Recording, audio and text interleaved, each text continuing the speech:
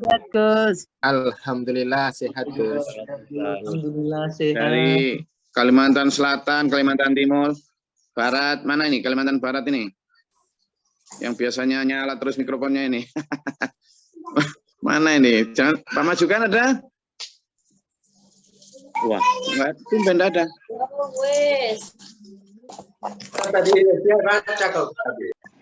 Apa Pak? Lagi jaga anak sakit, Gus. Apa Mas Abid? Lagi jaga si kecil di rumah sakit. Oh, siap. Mas Abid di rumah sakit. Siapa? Yang siapa? Si bungsu, Gus. Siapa? Yang bungsu Arisa, Gus. Oh, Aisyah. Tadi malam demam tinggi nih. Apa? Sakit apa? Ini kita uji lab pagi ini nunggu dokter ya, Gus. Dulu dokter itu, kalau kita ke dokter itu ya sudah di dokter, langsung diagnosanya ya dokter, yang ngasih obat ya dokter. Sekarang itu ke dokter itu harus ke lab. Habis ke lab nanti yang ngasih obat apotek. Sebenarnya kayak gitu. Ini sama kok. Di mana-mana sedang sakit ini Mbak Jiza juga. Dan anaknya Pak Gus juga sedang pada banyak yang sakit ini. Ada yang kena macam-macam ini. Udah ada yang seminggu, ada yang singiki loh, gak sakit-sakitnya itu ada Iya, yes, bismillah, kita jaga, mudah-mudahan sehat selalu. Nang sembuh Mas, Aisyah sembuh, bismillah. Siap, Gus, bismillah.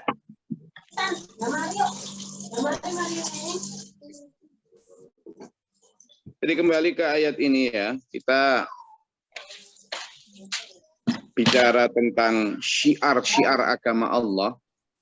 Inna safa wal marwata min sya'airillah.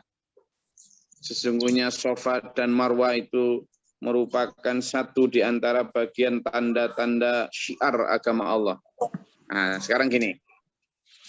Jadi di Mekah itu ada bukit namanya Safa dan Marwah.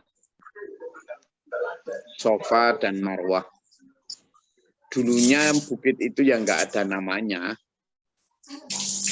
Di masa Nabi Ibrahim alaihissalatu wassalam, itu kan tanah di situ tanah gersang tak bertuan, tidak ada apapun. Tidak ada apapun.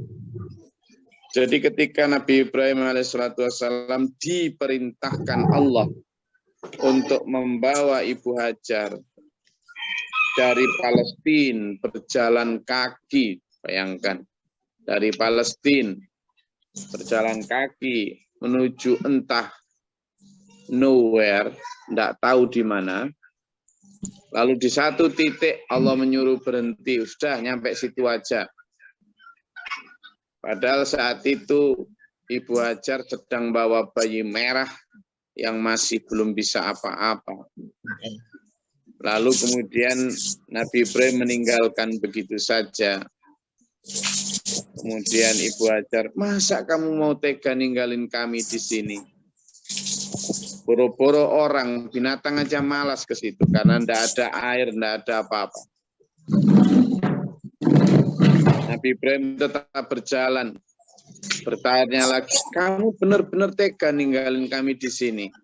Mas Ibrahim sampean itu mati jalan aja. Kemudian Ibu Hajar bertanya, apakah ini perintah Tuhanmu?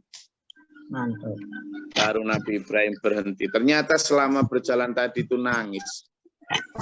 Karena memang benar-benar tidak tega dan bukan karena keinginan sendiri. Menoleh Nabi Ibrahim menjawab, iya.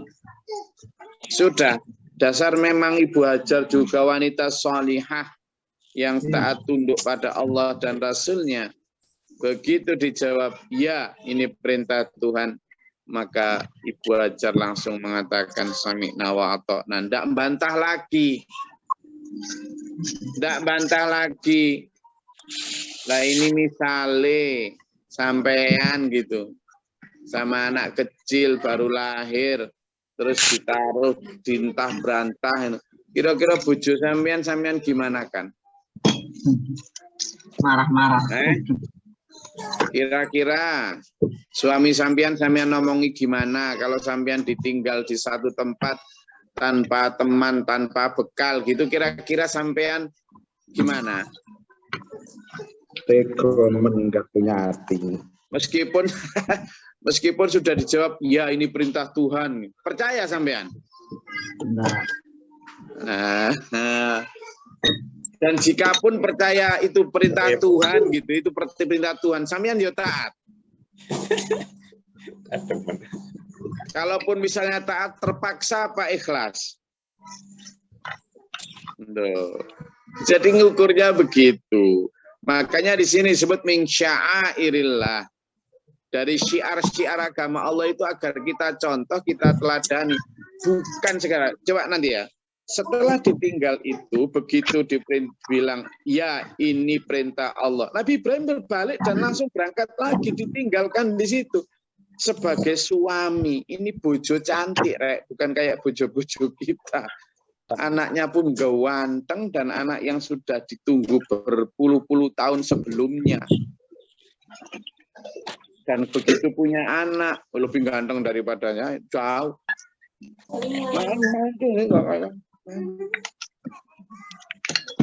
Ditunggu, terus ditinggal begitu saja, dulur. Loh. Nabi Ibrahim sendiri pun perang batin luar biasa. Luar biasa ya. Sehingga tidak mudah bagi Nabi Ibrahim. Nangis panjang perjalanan itu meninggalkan anak dan istri itu. Enggak kok Nabi Ibrahim itu orang yang enggak bertanggung jawab. Itu hanya demi ketika Allah berfirman, Aslim ya Ibrahim, Islamlah engkau Ibrahim, serah diri tunduk patuhlah. Maka Nabi Ibrahim menjawab, Aslamtu li Rabbil alamin. Aku taat tunduk patuh kepada Allah, pencipta alam semesta.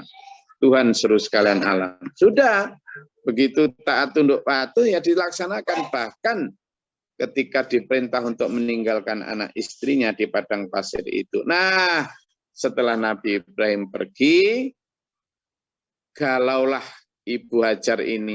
Ini yo opo gimana kepriben kaifa ini? How come? Gimana bisa saya hidup di sini? Nobody, nothing, bukan hanya nobody, nothing. Air tak ada. Akhirnya ya ikhtiar, namanya ikhtiar. Ibu Hajar ini menyerukan teriakan, maksudnya itu manggil orang. Kalau ada orang yang lewat, dilihat dari sana, lo lari ke sana lagi, dari sana, mali sana lagi, sampai 7 kali dari pucuk-pucuk itu, pucuk gundukan bukit itu. Nah 7 kali ini, terus terakhir, kemudian ada suara Nabi Ismail itu, yang anaknya putranya Nabi Ismail yang kecil itu, menghentakkan kakinya atas arahan Jibril, kemudian dari kaki Ismail itulah kemudian muncul air, mata air yang memancar atas kuasa Allah. Disitulah kemudian bisa hidup, mulailah kemudian menanam, mulailah kemudian survival, membuat hidup, membuat pupuk, lalu tinggal di situ. Karena ada air, maka binatang, burung, apa segala macam mulai datang. Karena ada air dan burung dan tumbuhan juga mulai tumbuh, maka musafir yang jauh-jauh pun mulai berdatangan, yang lewat mulai ingin meneduh di situ sampai menetap di situ. Akhirnya kota Mekah itu berdiri, mulai banyak orang di sana. Nah, lari-larinya Ibu Hajar waktu nyari air dan nyari teman itu dari bukit satu ke bukit yang lain, itulah yang sekarang dijadikan ritual sa'i atau lari-lari kecil dari Bukit Sofa wal Marwah sampai 7 kali. Gitu loh. Panas waktu itu, wong padang pasir sampean ya. Kalau siang atau pagi menapai padang pasir itu kayak atas pewanas. Padang pasir sana itu kan pasirnya itu kayak campur kaca gitu kan, sehingga panasnya amit-amit. Nah, kita pada saat umroh maupun haji ada satu rukun yang bernama sa'i itu untuk mengingat kembali perjuangannya Ibu Hajar ketika itu. Itulah. Itu makanya di sini disebut inna shafa wal marwah min sya'airillah, bagian dari syiar agama Allah, itu untuk mengingat kembali napak tilasi ribuan tahun yang lalu Nabi Ibrahim itu meninggalkan istri dan anaknya di situ dengan keikhlasan karena Allah. Demikian pula Ibu Hajar menetap di situ pun karena taat tunduk pada Allah. Itulah. Nah, ini sekarang kalau kita lihat Mas Melin, saat ini kalau di umroh sana Mas Melin itu di dalam AC. Jadi antara Bukit Sofa dan Marwah itu sudah di dalam masjid sekarang itu. Dan AC, dingin, nggak kerasa capek belas. Malah bagi yang disabel itu dibuatkan apa? Ini eskalator itu. Iya.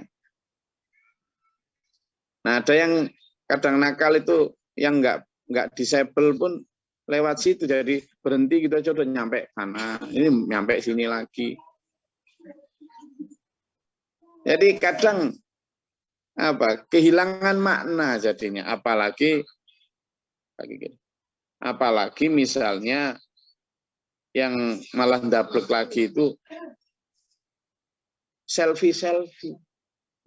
Yang kemarin dikritik oleh salah satu imam masjid di Arab Saudi sana, jamaah yang paling gemar selfie ketika ibadah di Mekah atau di Madinah itu jamaah dari Indonesia.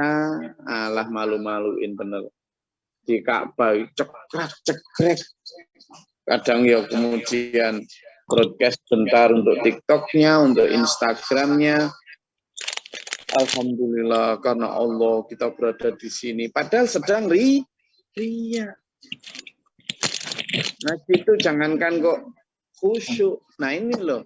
Ayo. Jadi ketika sampean umroh dan haji, itu tujuan utamanya itu ziarah.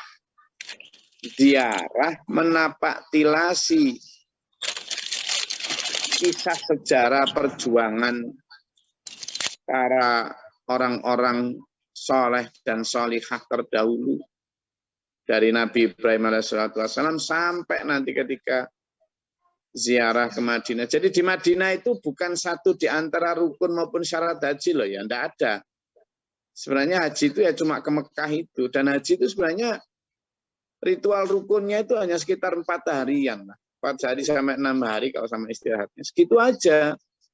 Jadi yang 40 hari itu ya karena nunggu giliran terbang aja. Makanya itu kadang dipakai ada haji plus. Kayak pijat ada plusnya. Jadi itu ditambah kadang ke Turki, kadang ke Dubai, kadang ke Mesir, tambah rekreasinya. Salah, enggak ada salah, bukan salah. Saya nggak bilang salah. Silakan, tetapi khusyuknya pada saat 4 hari atau 6 hari di Mekah ini loh.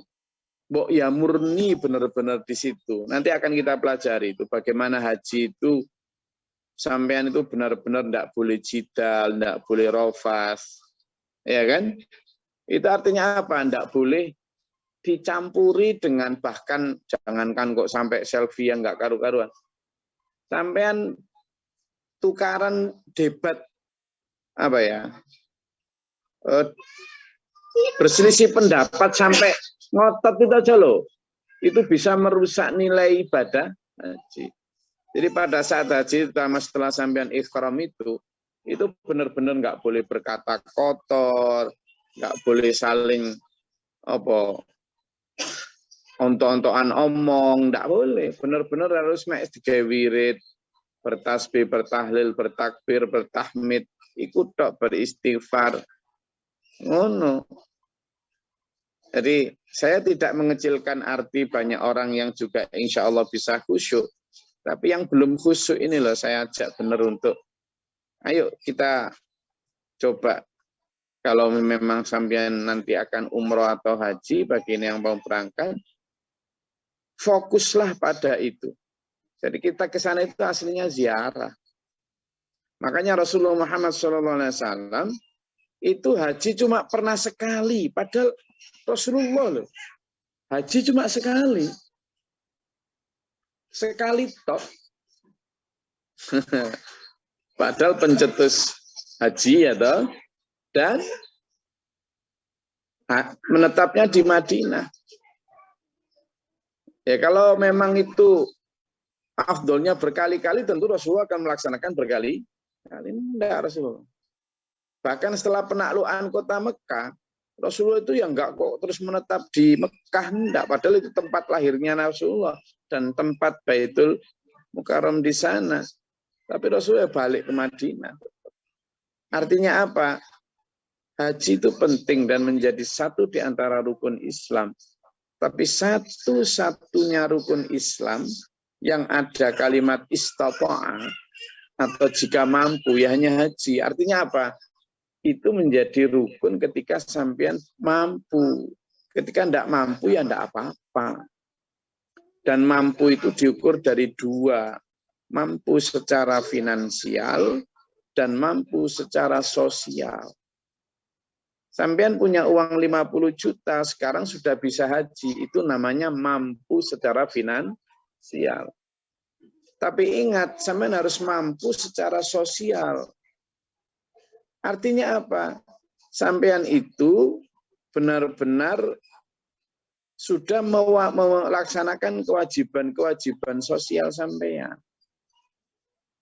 Gitu loh.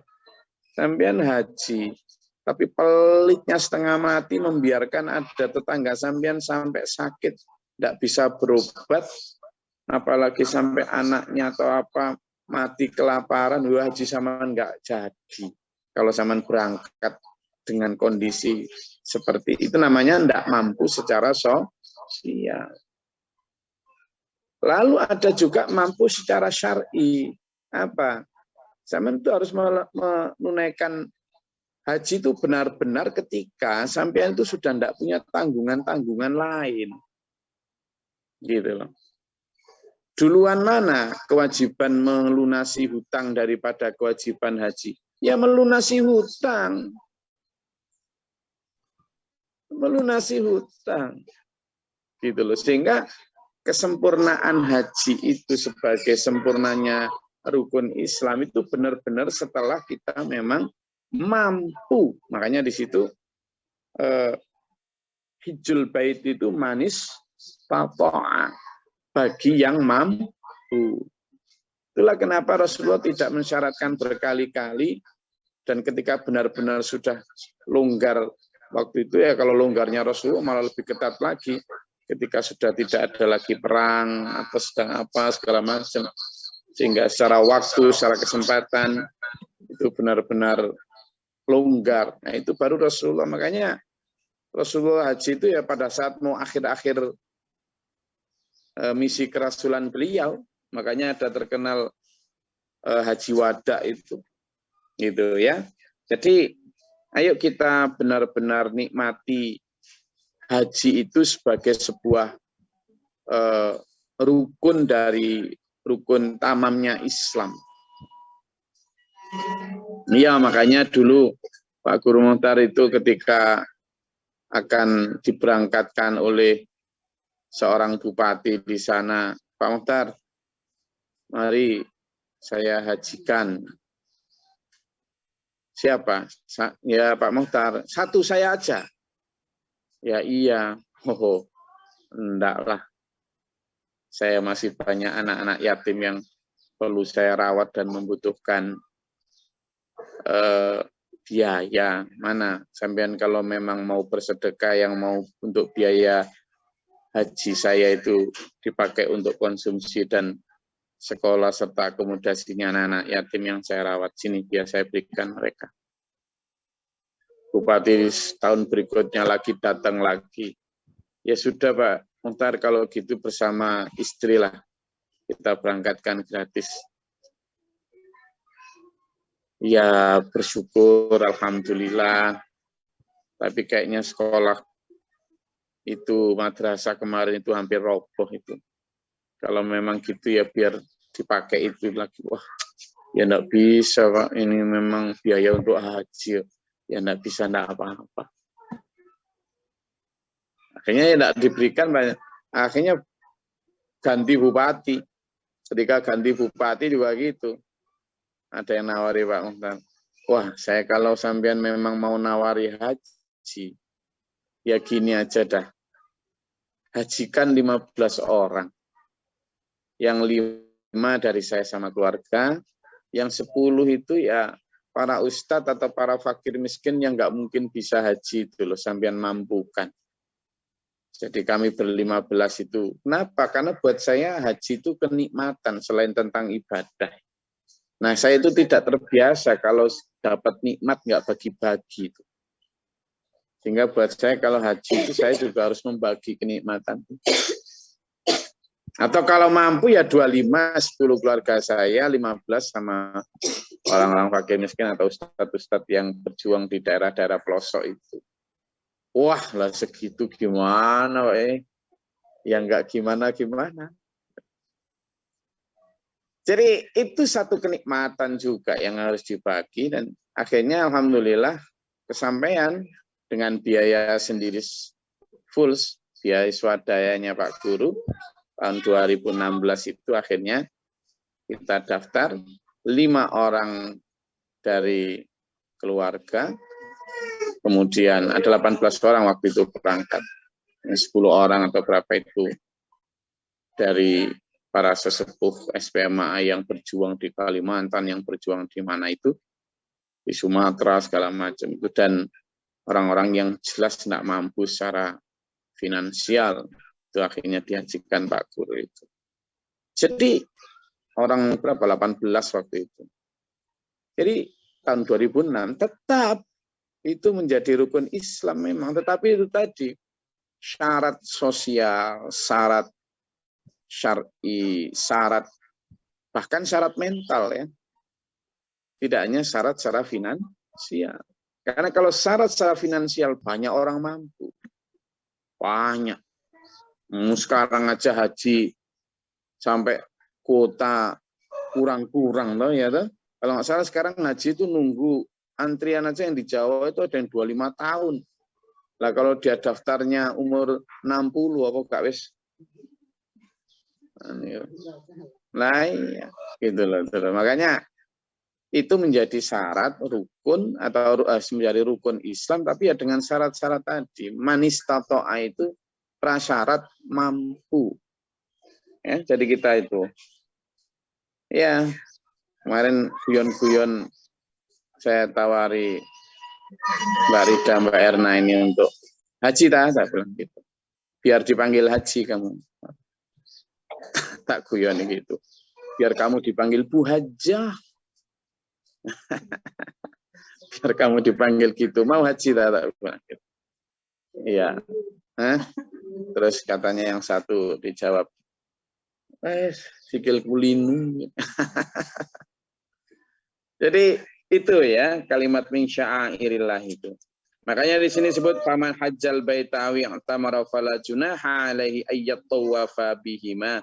Maka bagi yang berhaji maupun berumrah, maka silahkan bertawaf atau bersa'i di antara kedua bukit itu, Safa dan Marwah itu. Wa man tatawwa'a khairan fa innallaha syakirun alim.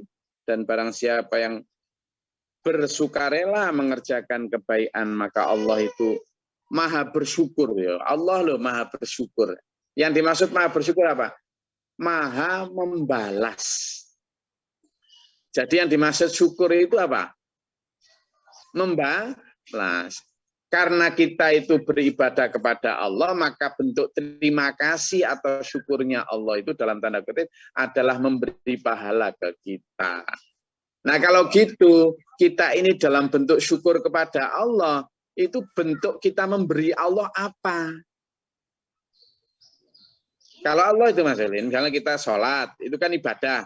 Maka bentuk bersyukurnya Allah kepada kita, atau dalam tanda kutip bersyukur ya, atau terima kasih itu dengan kita diberi sehat, diberi rezeki, diberi apa banyak, oksigen gratis segala macam diberikan Allah, nanti kita sehat, diberikan keluarga, diberikan aman, diberikan itu bentuk-bentuk syukur Allah di dunia. Belum lagi bentuk syukur Allah yang ada di akhirat. Nanti kita akan diberikan derajat tinggi di surga. Lah sekarang ini kita diberi Allah begitu banyak nikmat. Bentuk syukur kita kepada Allah, kita memberi Allah apa? Gitu loh. Tenaga kita, waktu kita, harta kita, atau apa? Jangan-jangan kita ini termasuk orang yang nggak tahu berterima kasih. Terus diberi banyak masih kurang. Dikasih hati ngerogoh, khusus kayak sekarang belum main. Saking rakusnya menuntut itu gitu. Nah ini ya, dulur, makanya syakir. Saya selalu mengajak sampai untuk menjadi orang yang syakirin. Orang-orang yang ahli bersyukur. Insya Allah lah, nanti begitu kita ini ahli bersyukur, Allah akan juga. Jadi akhirnya timbal balik terus. Makanya saya selalu mengibaratkan gini. Kita itu jadi tandon aja lah. Atau jadi kerannya. Jadi keran itu kita buka itu selebar apapun bukaan itu, maka sebanyak itu pula air akan mengalir. Kita juga begitu, dikasih Allah rezeki seberapapun, wis talah, jangan eman untuk menyedekahkan untuk fakir miskin agama dan itu Allah akan kasih lagi. Semakin rapat kita pelit untuk agama Allah dan Rasulnya dan ya kita juga dikasih Allah ya pelit. Kalaupun dikasih dalam bentuk banyak, itu hanya seolah-olah banyak itu. Tapi keluarganya jadi sering berantem, anaknya jadi nakal, pikirannya bingung budek, kehormatannya juga, gitulah. Jadi hilang. Tapi kalau sudah dikasih Allah yang namanya rezeki itu dalam bentuk macam-macam. Dalam bentuk kesehatan, bla bla segala macam. Oke, dulur. Nah, begitu. Hari Sabtu seru, Pak Jo, kapan haji bersama saya lagi, umroh bersama saya lagi. Umrohnya kemana Pak Jo? Tapi jangan khawatir. Kalau manis tato Anda punya secara finansial, sampean ngaji ini dalam kitab Durasul Nasikin ada hadis. Sampean ngaji begini ini dengan ikhlas dan penuh karena hanya ibtigha amardatillah, hanya berharap ridha Allah, sampean sudah diberi pahala sama dengan haji dan umroh. Padahal cuma duduk-duduk di rumah sambil kameranya dimatiin layar-layar sampai ngantuk. Sama itu loh sudah dikasih pahala haji dan umroh. Padahal dengerin tok. Apalagi saya yang sambil ngomong gini dikasih apa kira-kira? Iya. Gitu lah. Dikasih apa Pak Mukhlisin? Langit, seluas langit dan bumi, Gus. Bon, monggo. Ada yang ditanyakan, silakan. Dari mana? Ya, tadi saya kesulitan masuk, Gus. Oh ya, sekarang bisa. Akhir. Oke. Monggo, siapa yang mau memberi tanggapan dari dulur-dulur? Oh, dari Australia sampai Singapura, silakan.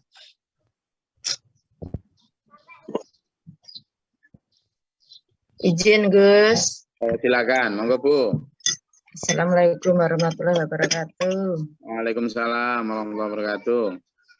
Itu kok ada dalam tuh dengar itu ada dana umroh, dana haji, terus gimana itu, Gus?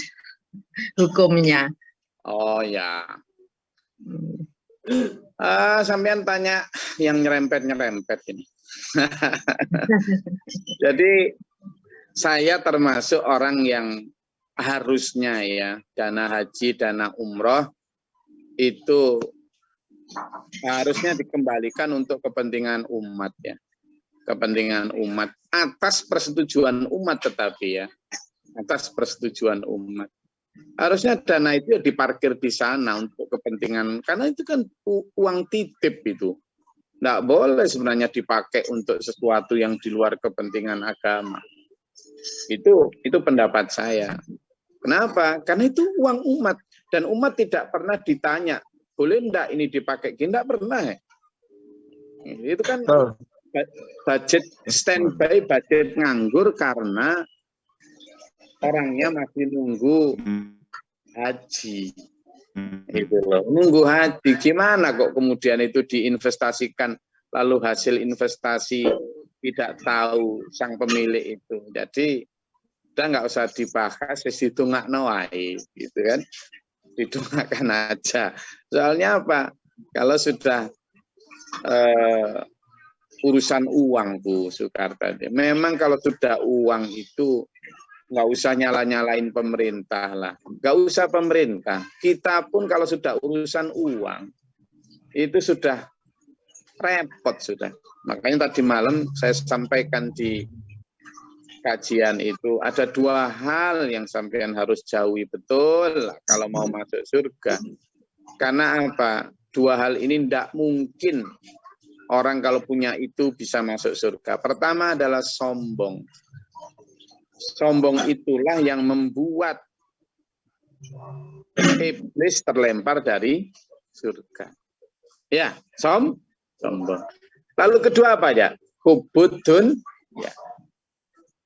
Waktu di surga, ad-dunya atau ketidakkekalan itu disimbolkan buah khuldi. Waktu itu Nabi Adam dibujui setan, makan buah itu akan membuat kamu kekal. Padahal justru kalau makan itu tidak kekal. Hubudunnya itu simbol kerakusan. Waktu itu Nabi Adam di surga, dibolehkan apa saja, makan apa saja, melakukan apa saja boleh. Satu tok la taqraba hadhihi syajarah. Tapi sifat hubudunnya itu sudah ada, sehingga apa? Masih kepengen nyoba satu itu. Kepengen lebih dari apa yang telah diberikan lah intinya gitu. Itu hubudunnya. Akhirnya apa? Justru karena hubudunnya itulah Nabi Adam terlempar dari surga. Tidak boleh. Maka yang iblis terlempar dari surga karena sombong, Nabi Adam terlempar dari surga karena hubud dunia. Jadi sampean dan saya sekarang ada di dunia ini, aslinya adalah penduduk surga. Dan mau balik ke surga sana, harus dengan dua syarat. Tidak boleh ada dua sifat itu. Sombong dan hubud dunia. Cinta dunia. Kalau masih ada itu, tidak mungkin boleh balik lagi. Nah, maka terkait dana haji apa segala macam, tidak usah terlalu mikir siapa mereka lah. Kita sendiri pun kalau sudah urusan itu. Nah, sehingga menurut saya dana haji dan lain sebagainya, apalagi kalau urusan bunga dan lain sebagainya, saya masih berpendapat bahwa bunga perbankan itu haram. Saya ikut pendapat itu ya. Bunga perbankan itu riba, sehingga itu urusan tersendiri dari dana haji yang disimpan di sana ya. Lalu urusan pemanfaatannya ya menurut saya kembali lagi kepada itu tadi, harus atas izin yang punya duit, dan itu mekanismenya wallahu alam seperti apa. Kalau itu tidak dilakukan ya sudah, kita tinggal ngelus dada dan mendoakan mereka. Saya rasa itu kajian kita pada hari ini. Gus, tambahkan Gus. Oh ya, gimana Pak Muflis? Ya, kita tergidiknya pertanyaan Ibu tadi. Sehingga terjadilah bahwa untuk naik haji sekarang nggak perlu nunggu 25 tahun, cukup 6 bulan, tapi naik sepeda Gus. Itu saking solusi itu. Oh iya, betul. Nah, itu dengan naik pesawat terbang nunggu 25 tahun, kalau dengan 6 bulan naik sepeda berencengan dengan suami istri. Betul, itu tantangan. Dilihatkan Allah seperti itu Gus untuk Indonesia. Terima kasih Gus. Ya betul. Kemarin ada teman saya dari Jember itu diniati naik sepeda motor itu sendirian berangkat. Tidak tahu hari ini sudah nyampe mana itu. Sudah beberapa bulan yang lalu berangkatnya itu. Ya naik motor dari sini sampai Mekah sana. Nggak tahu gimana aja naik motor, jadi nyebrang itu inspirasi untuk Misanan saya Mas Abid dari Kalimantan itu udah sering naik motor sampai keliling pulau-pulau itu. Coba ke Mekah. Siap. Nanti siapa? Abdun itu sampai Mekah jadi knalpot itu. Sehat-sehat selalu lah dulur-dulur ya. Alhamdulillah. Intinya itu haji tetap penting, tapi sekali lagi itu adalah rukun dari Islam yang kalau kita mampu. Jika tidak ya sudah, kita fokus di apa yang kita punya, dan insya Allah sampean kalau misalnya pun karena tidak mampu secara sosial dan sama lebih mementingkan perjuangan agama ini, dan sampai wafat belum haji pun sampean tidak akan mendapat tuntutan apa-apa. Insya Allah ya, tetap karena bagaimanapun juga kepentingan agama, kepentingan bangsa di sekitar kita masih sangat banyak yang membutuhkan, dan insya Allah itu tidak kalah pahalanya, tidak kalah tabungannya dibanding dengan haji ataupun umrah. Saya rasa itu kita kajian pada pagi hari ini. Semoga Allah merahmati menuntun kita ya. Amin. Allahumma sholli wa sallim barik ala Allahumma fil mu'minin wal mu'minat wal muslimin. Allahumma ahdina fi man hadayta wa afina fi man afayta wa lana astaghfiruka wa atubu ilaika. Allahumma da'fana al-bala wal waba wa hastina min al-jinni wa syaitan syaitan kufar rabbana. Rabbana wa la taj'alna fi qawmin dhalimin. Allahumma rfa' darajatana. Rabbana ma nafaktubna ma syahidin. Rabbana la tuzigh qulubana ba'da idh hadaytana. Rabbana waj'alna muslimina laka wa min dhurriyyatina ummatan muslimatan laka. Rabbana atina fid dunya hasanah wa fil akhirati hasanah wa qina adzabannar. Subhana rabbika rabbil izzati amma yasifun wa salamun alhamdulillahi rabbil alamin. Bagi yang memang dulur jamaah atau kajian tafsir ini yang mau berangkat haji, karena mungkin sudah daftar dan lain sebagainya, kita doakan sehat selalu. Amin. Dalam keadaan pulang juga dalam sehat jasmani rohani. Okay? Semoga Allah memberikan keberkahan. Assalamualaikum warahmatullahi wabarakatuh. Waalaikumsalam warahmatullahi wabarakatuh. Allahumma rahamna bil Qur'an